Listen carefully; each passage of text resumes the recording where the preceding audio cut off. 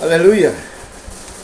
Magandang umaga po sa inyo, mga kapatid ko sa pananampalataya at mga kapwa ko. Narito po muli tayo upang pag-aralan po natin o malaman natin kung ano ang kalooban ng Diyos sa buhay natin. Hallelujah. Dapat po ay ito yung maging isang buhay ng isang Kristiyano. Ang lagi tayong magbasa ng Biblia, magpasalamat. Sabi nga ni Apostol Pablo, magpasalamat kayong lagi sa Diyos sapagkat diyan nakikita ng Diyos ang inyong pagmamahal. Diyan nakikita ng Diyos ang inyong pananampalataya. Parang ibinabalik nyo sa Diyos na nakatatanggap kayo, kaya kayo nagpapasalamat. Di po ba? Hallelujah. So ngayon po, ako ay magbabahagi sa inyo ng kalooban ng Diyos dito po sa aklat ni Mateo. Alam nyo po, itong 4 na aklat, magbuhat kay Mateo, kay Marcos, kay Lucas, kay Juan, ito po ay nagsulat sa buhay ng ating Panginoong Kristo. Opo, kaya ito po, binabalik-balikan kong bagamat meron mga pare-parehas dito ang sinasabi, subalit napakasarap po nitong pag-aralan at i-apply sa iyong buhay. Kasi ito pong mga taong ito na involved po rito sa Biblia, sila po yung nakanaig o nakasama, malalim po yung nakanaig, malalim po yun, nakasama nung nabubuhay pa ang ating Panginoon Kristo. Sila po yung nagsulat kung anong nangyari ng kapanahunan na yun. Isinulat nila ito. Dahil si Apostol Pablo, tinig na lamang ang narinig niya. Hindi niya nakasama ang ating Panginoon Kristo. Pero, take note si Apostol Pablo, ang isa sa pinakamasipag na hinirang ng Diyos. Siya yung nagpalaganap hanggang dito sa atin. Dahil may binabanggit na Asia o Asia hanggang Europe. Kanya nga nakarating dito ang salita ng Diyos. Hindi lamang pininpoint yung Pilipinas, pero nagpunta siya sa Asia. Opo. Sa Europe, sa Espanya, sa Roma, kung saan-saan. Espanya, Italia. Binanggit niya po yan dito sa pangangaral niya. Dito po sa dito sa Roma. Kasi nagsimula siya dun sa mga gawa Doon siya nagkaroon ng calling o doon siya hinirang ng Diyos. Nung kapanahunan na wala na po ang Panginoon, pumalik na po sa kalangitan. At ine-persecute niya nga itong mga lingkod ng Diyos. Dinadala niya sa sinagoga. Inihaharap niya doon sa mga Paraseyo. Ito mga Paraseyo ay naglilingkod din to sa Diyos. Subalit, ito po ay luma na po yung kanilang hinahayag. Yung kautusan pa ni Moises. Minsan, pag-aaralan po natin to kung bakit nireject na to dito sa Biblia. Kasi meron ng bagong tipan.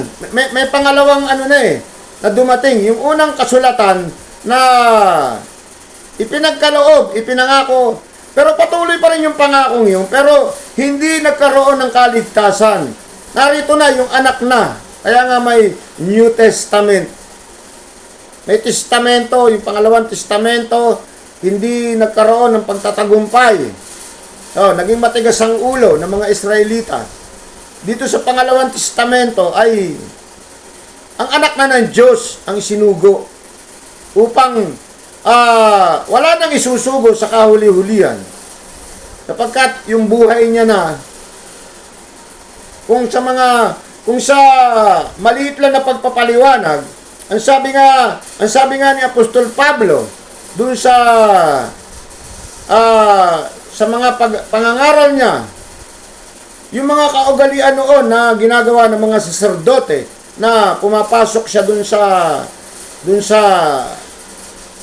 tent, doon sa kubol, upang ihingi ng tawad muna yung kanyang sarili, pangalawa yung mga tao na hinirang ng Diyos itong Israelita, wala po yung kabuluhan. Wala pong kabuluhan yun. Yung mga taong yun, namatay na hindi nakatanggap po ng kaligtasan. Sapagkat, ang kabayaran lamang nun ay mga hayop na hinahandog, yung dugo ng hayop. Susunod, sila po ay gagawa na naman ng kasalanan. Hihingi na naman sila ng tawad, maghahandog na naman. Kung pag marami kang hayop, gumawa ka lang ng gumawa ng kasalanan, marami ka namang ihahandog na hayop. Subalit, nang dumating itong bagong tipan, isang paghahandog lamang ang anak ng Diyos na walang kasalanan, binura na po lahat itong kasalanan na to. Binura na po lahat. Opo. Hindi na po paulit-ulit, isang paghahandog lamang ang ginawa. Kanya, yung mga naunang nananampalataya, hindi po, sabi nga sa Biblia, hindi po sila nakasumpong. Hindi po sila nakasumpong ng kaligtasan.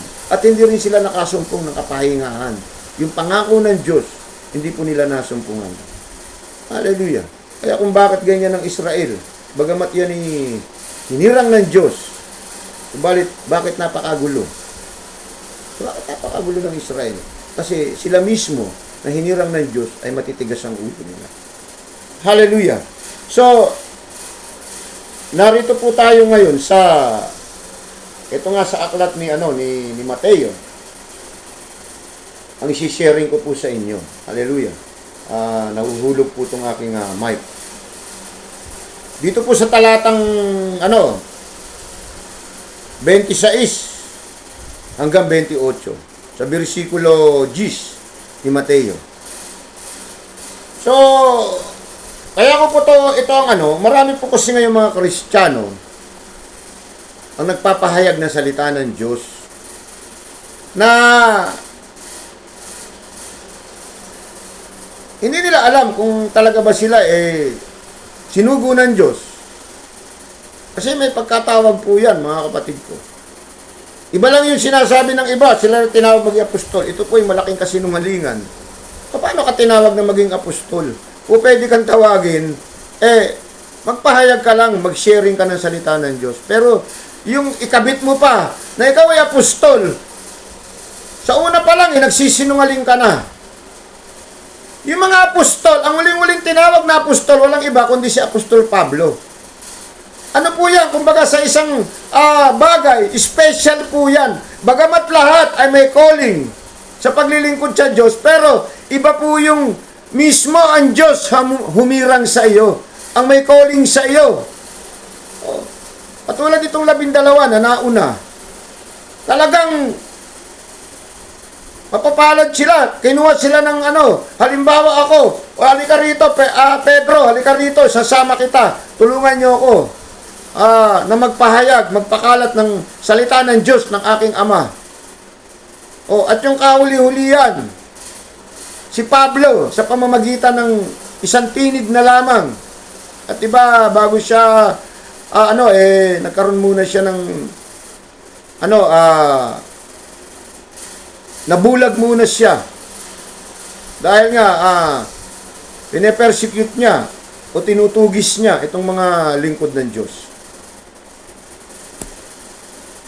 Alamin po natin sa ating sarili, dahil meron po itong panganib. Ano po ba ang panganib, Kuya Dolfo? Yung mga taong nakikinig sa iyo, instead na sila ay makatanggap ng kaligtasan, ay dinadala mo sila sa bangin.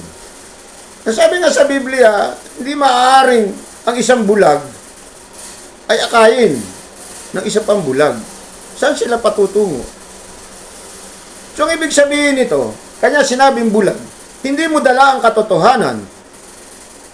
Hindi ka hinirang ng Diyos upang ikaw ay magpahayag.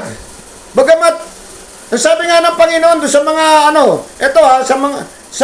sa mga Paraseyo, pakinggan niyo ang sinasabi nila. Subalit, huwag niyong tularan ang kanilang mga gawa. Yung mga sinasabi mabubuti. Ang importante rito, ang nagsasalita, ang nagpapahayag, ay mayroong espiritu ng kabanalan. Ito po yung tatak. Tatandaan nyo, lagi ko po sinasabi o pinupost sa Facebook. Ako po yung nagpo-post sa Facebook na yun. Para malaman mong ikaw ay, talagang tinawag ka ng Diyos sa paglilingkod ng ganito. Meron kang tatak ng Espiritu Santo. Kasi iyon na magpapabanal sa iyo. Yun na magtuturo sa iyong buhay kung paano ka mabubuhay na matuwid. Hindi yung nagustuhan mo lang. Kapatid ko tandaan, hindi yung nakagraduate ka na sa Bible School, handa ka na, dala-dala mo na yung Biblia at nagbababasa ka na ron. Mabuti ang ginagawa mo. Subalit, walang matatanggap. Kung ano man ang benepisyo ng Biblia, walang matatanggap ang nakikinig sa iyo. Maaring magiging member mo lang sila. Kaya nga, sabi sa Biblia, ang kaligtasan, hindi ito paramihan o hindi isang maluwang na daan. Bago mo makamtan ang kaligtasan, dadaan ka muna sa isang makipot na daan. Hallelujah. Sabi nga rito, ng ating Panginoong Jesucristo, siya mismo nagsalita nito. Kaya huwag kayong matakot sa kanila. Walang natatago na hindi malalantad o nalilihim na di nabubunyag. Ang sinasabi ko sa inyo sa dilim, ulitin ninyo sa liwanag. Ang ibinubulong sa inyo ay inyong ipagsigawan. Huwag niyong katakutan ang pumapatay ng katawan, ngunit hindi nakapapatay ng kaluluwa. Sa halip, katakutan nyo ang nakapapatay ng kaluluwa at katawan sa impyerno. Kaya, ano po ba ang kaugnayan nitong binasa ko sa inyo? Kayong mga nananampalataya na alamin ninyo kung ang inyong pakikinig tama po ba? Ito po ba ay ipinadala sa inyo ng Diyos? Siya po ba ay hinirang? Mas lalo na po ngayon, itong kapanahunan natin, maraming nai-involve na malalaking kongregasyon. Ito, ipipinpoint ko na sa inyo, si Kibuloy lang, napakalaki ng ng member niya. Nasaan siya ngayon? Nasa kulungan siya ngayon. Hindi naman po siya makukulong kung wala po itong ebidensyang katibayan. Hallelujah. So, meron pang isa ngayon na member ng GIL na nai-involve din sa ganitong At saka ang isang nakapagtataka, lagi ko itong tinatanong, kayo ba talaga ay lingkod ng Diyos? Sapagkat may sinasabi, hindi maaaring ang isang lingkod ng Diyos ay maging dalawa ang master, dalawa ang pinaglilingkuran. Hallelujah! Sapagkat ang Diyos, sabi nga ng Diyos, ang Diyos ay mapanibughuin. Hindi po pwedeng babaliwalay mo siya. O diyan ka muna, Panginoon, dito muna ako sa pangalawa kong pinaglilingkuran. Sana maunawaan niyo po ito, mga naglilingkod kayo. Ha? Hallelujah. Ako po, naglilingkod ako sa Diyos. Wala na po ibang pinaglilingkuran, kundi ang Diyos. Hallelujah. Wala pa akong member. Pero kung bibigyan ako ng ating Panginoong Jesucristo ng mga kaluluwa, ay hindi ko po tatanggihan niya. Sa ganitong pamamaraan, ipinapanalangin ko sa Diyos. Ito po yung modernong pamamaraan, Panginoon. Bigyan mo po ng kapangyarihan ang sino man makapanonood nito at makapakikinig nito ay makatatanggap po sila ng kaligtasan. Ano ang ibig kong sabihin dito? Sapagkat may sinasabi ang Panginoon na ang ating kaluluwa at ang ating katawan ay susunugin sa impyerno. kung hindi tama yung kinalalagyan ng ating paniniwala. Hallelujah! May mga pastor nga dyan na napanood ko, galit na galit. Oh, minsan, pagbukas ko ng Facebook na nabuksan ko sa cellphone, nagagalit, nagpipreach. Dahil tinutuligsa siya. Huwag kayong maniwala dyan sa pastor na yan na hindi na raw ipinatutupad ang pag-iikapo. Galit na galit siya. Kasi wala na nag-iikapo eh. O lumiliit din yung member niya eh. Ito ba matatawag natin na naglilingkod sa Diyos? Alam niyo po, ang isang tunay na Kristiyano, ako po, dumaranas ako sa minsan, ako'y nagkakaroon ng doubt sa Diyos. Wala pa akong ibang inaasahan. Dahil ang sabi sa Biblia, ayon sa pananampalataya, wala pong nag-iika po sa akin. Wala pong nag-iika po sa akin. O, paano ako mabubuhay? Salamat sa Diyos. Sapagkat meron po akong maliit na negosyo, upholstery, o kung ano-ano man, nagre-repair ako ng ganun. Hindi niya po ako pinababayaan. Binibigyan niya po ako ng trabaho. Para ako'y makatulong sa pamilya ko, makabili ng pangangailangan namin. Hallelujah! Kaya nga po, sinasabi ko sa inyo, mga kapatid ko, itong pastor na to na galit, na doon lamang siya umaasa sa pag-iikapo. Hindi po. Yan nga po, isa na po yan sa kung iahambing nyo ang buhay niya sa Biblia. Maling-mali po. Marami kasi ngayon, mga nagpapastor, yan ang kinukuhang course para mabuhay. Opo, courses na ngayon yan. O isang trabaho na ngayon ang pagpapastor. Marami kongregasyon na ganyan ang ipinagagawa nila. Hindi lang tinatawag na salary nila yan, kundi allowance. Mga allowances nila yan. Pero makikita mo, sa kanilang paglilingkod sa Diyos, talagang sagana sila.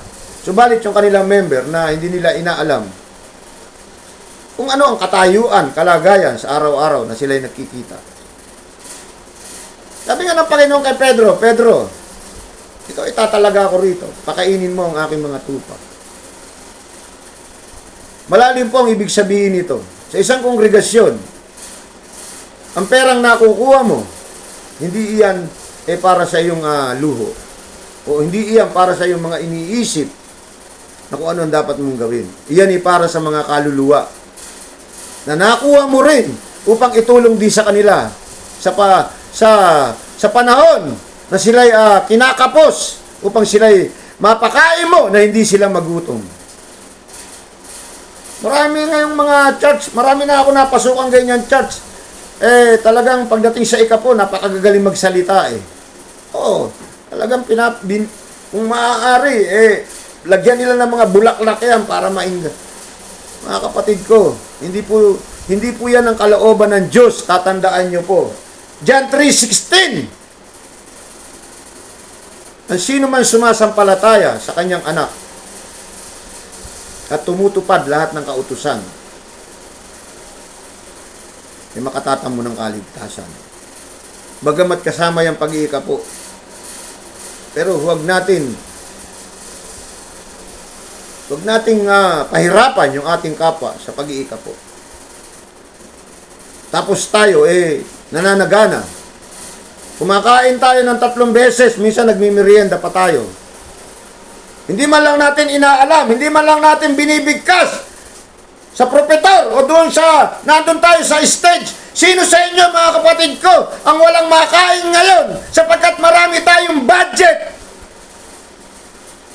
Siksik, liglig ang pinagkakaloob ng Diyos upang ito'y maibalik sa inyo. Hallelujah. Kaya kayo napapahamak dahil pinapakialaman nyo, mga pastor, ang hindi sa inyo. Kayo lamang ay katiwala ng Diyos. Tayo lamang ay katiwala ng Diyos. Ako katiwala ako ng salita ng Diyos. Kaya marami kayong obligasyon, may mga member kayo, hindi lamang salita ng Diyos, kundi yung pera. Kung paano nyo yan i-handle. Marami natitisod ngayon. Marami po. Ang dahil sa perang yan. Sapagkat tunay nga ang sinasabi sa bagong tipan, hallelujah, ang pera ay ugat ng lahat ng kasalanan. Bagamat kailangan natin ng pera. Subalit, kung mapapailalim tayo sa pera, hindi natin mauunawaan ang kalooban ng Diyos. Hindi po natin mauunawaan. Kanya nga ang sabi nga rito, mga kapatid ko, hallelujah. Ang sabi rito, walang natatago na di nalalantad o nalilihim na di nabubunyag. Ang sinasabi ko sa inyo sa dilim, ulitin ninyo sa liwanag. Kanya ito ang ginagawa ko ngayon. Opo. Inuulit ko po ito ngayon upang ito'y maliwanagan. Hallelujah. Hallelujah. Sabi ng Panginoon, huwag kayong matakot sa pumapatay ng katawan. Bakit niya sinabi ito? Yung mga nagpapagal na pastor, hallelujah, minsan po natatakot sa kanilang pamumuhay na ano ang kakainin nila. Sabi nga ni Apostol Pablo, Panginoon, ano po ba makapagpapahiwalay sa aking pananampalataya sa inyo? Ang kagutuman ba? Ang tabak ba? O ang ino-offer ng mundo na karangyaan? Hallelujah. Yung lahat na po yan ay pinagtagumpayan ng Panginoon na siya tinukso. Yung mga nakaka-relate dito sa Mateong ito, nandito po siya sa bungad ng Mateo. Hindi ako nagkakamali sa 4, kapitulo 4.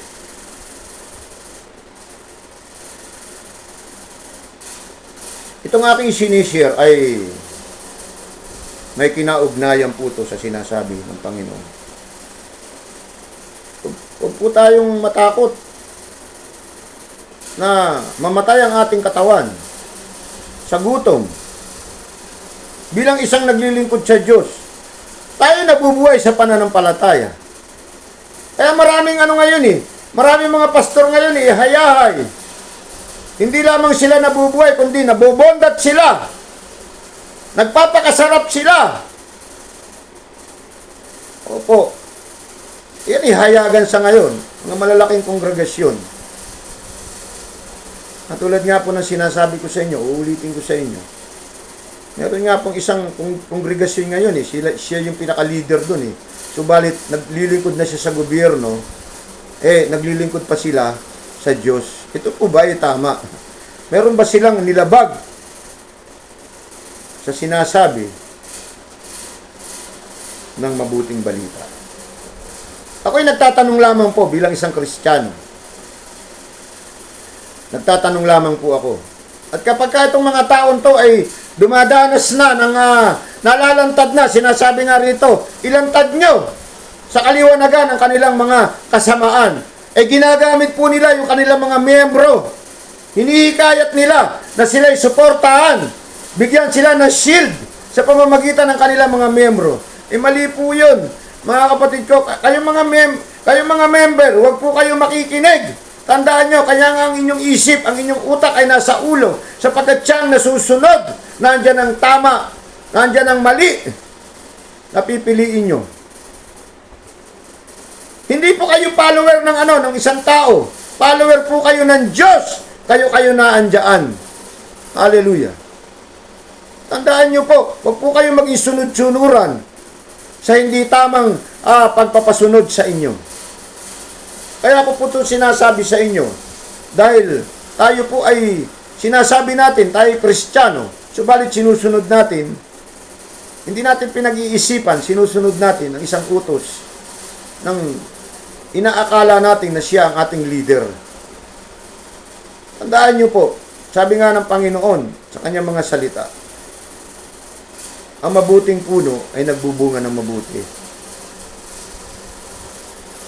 Ang isang halimbawa, ang puno ng ubas, ay namumunga yan ng ubas. Hindi pwedeng mamunga yan ng puno ng igos. At ang isang bukal ng tubig,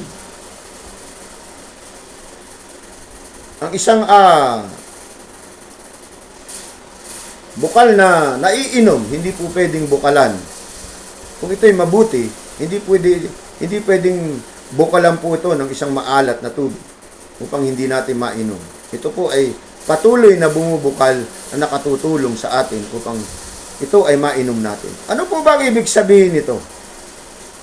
Ang ibig sabihin po nito, kung ikaw ay nanggaling sa tunay na puno, alam mo ang tama at mali, magdidesisyon ka dahil nakuha mo ang tama at nakikita mo naman minsan ang kamalian ay hinahayag sa pamamagitan ng ginagawa ng isang tao. Subalit kung susunod ka pa dyan, tandaan mo ang iyong sinusundan na puno na hindi po mabuting puno yan. Hallelujah!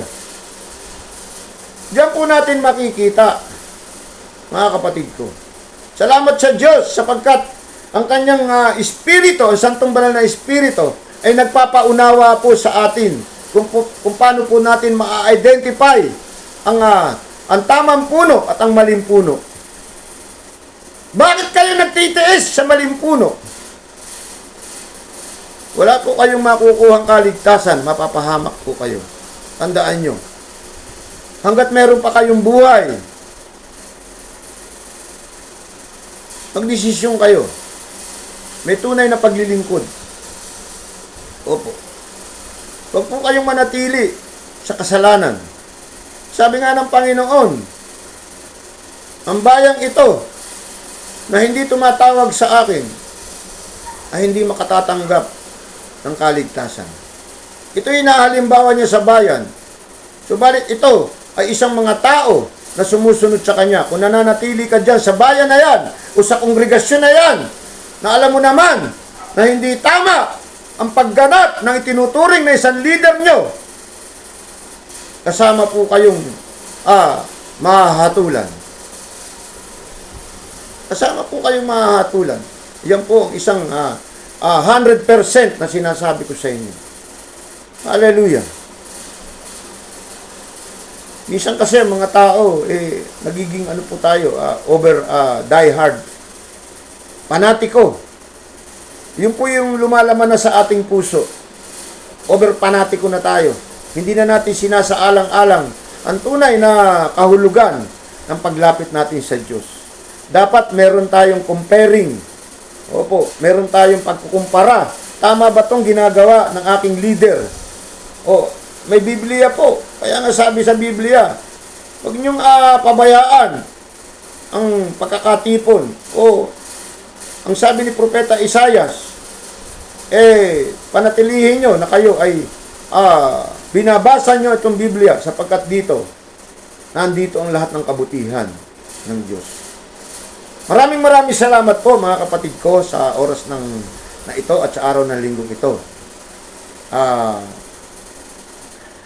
Maraming salamat po sa Diyos sapagkat ang Diyos po ang siyang nagbigay sa akin ng dapat na ibahagi ko sa inyo. Hallelujah. Hindi po ito karunungan ko. Hindi po ito karunungan ko.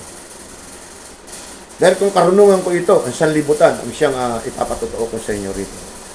Ang ipinapatotoo ko sa inyo rito ay ang kalooban ng ating Amang Diyos at ang kadakilaan ng ating Panginoong Kristo sa pag-aalay niya ng kanyang buhay. Maraming salamat po. Patuloy po na ako'y tumatanggap ng Bible study sa bahay-bahay. I-message nyo lang po ako, sabihin nyo kung saan kayo lugar. At maging sa isang simbahan, ako po ay nagbibigay ng isang pagpapahayag. Wala po akong bayad, mga kapatid ko. Wala po akong bayad.